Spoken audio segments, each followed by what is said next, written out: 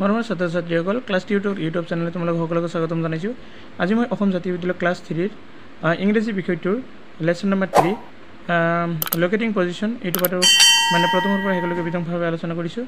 তো ভিডিঅ'টো ভাল লাগিলে লাইক কৰিবা আৰু লগতে চেনেলটো সাবস্ক্ৰাইব কৰিবা আৰু অৱশ্যে তোমালোকৰ নামটো কমেণ্ট বক্সত লিখি জনাই দিবা।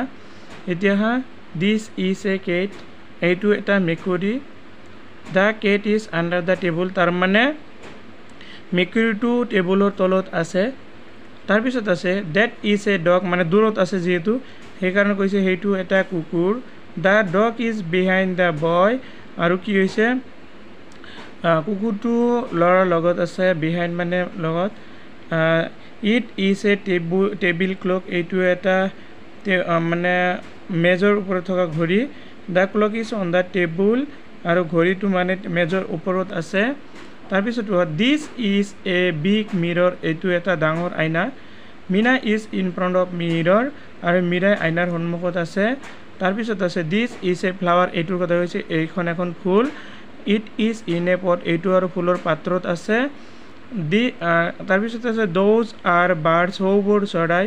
দে are flying over the tree, তাহোন কি কৰি আছে মানে চৰাইবোৰো মানে গছৰ ওপৰেদি উৰি আছে। এবাৰ কুৱেশ্যনলৈ আহা। Fill in the blanks with word given bracket, মানে ব্ৰেকেটৰ ভিতৰত কেইটামান শব্দ দিয়া আছে সেইকেইটাৰে খালী ঠাই পূৰ কৰিব লাগিব। এই নম্বৰ হৈছে the motor car is dash the road, যিহেতু মটৰ কাৰ ৰাস্তাৰ ওপৰত আছে গতিকে এইটো 1 লিখিব লাগিব। মটৰ গাড়ী ৰাস্তাৰ ওপৰত দি চলি আছে। The book is dash the table on in under, মানে কিতাপ ক'ত থাকে টেবুলৰ ওপৰত গতিকে 1 দিব লাগিব। তাৰপিছত the car is standing dash the tree, মানে ট্ৰী মানে গছৰ ওপৰতো হ'ব নোৱাৰে, ওপৰ মানে ওপৰত, আণ্ডাৰ মানে তলতো হ'ব নোৱাৰে। বি চাইড মানে কাষত, গতিকে তোমালোকে এইটো লিখিব লাগিব। বি চাইড মানে এইটো লিখিব লাগিব। গাড়ীটো গছৰ ওচৰতে থিয় কৰি থৈছে। মুকুটি চিটিং ডেছ মুনু, মামু এণ্ড মুনু।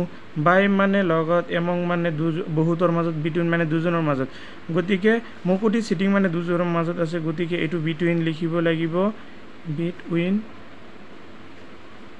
তাৰপিছত that aeroplane is flying dash the hills on, মানে ওপৰত মানে তলত, মানে তলৰ ওপৰৰ বুজালে মানে ৰাস্তা ধৰণৰ বুজালে। আপোন মানে ওপৰত হয়, কিন্তু অভাৰ মানে বহুত ওপৰত বুজালে গতিকে এইটো কি হ'ব অভাৰ। তাৰপিছত 2 নম্বৰত আছে right the meaning of the following words, ইয়াত কেইটামান শব্দ দিয়া আছে, এইকেইটা শব্দৰ অৰ্থ লিখিব দিছে।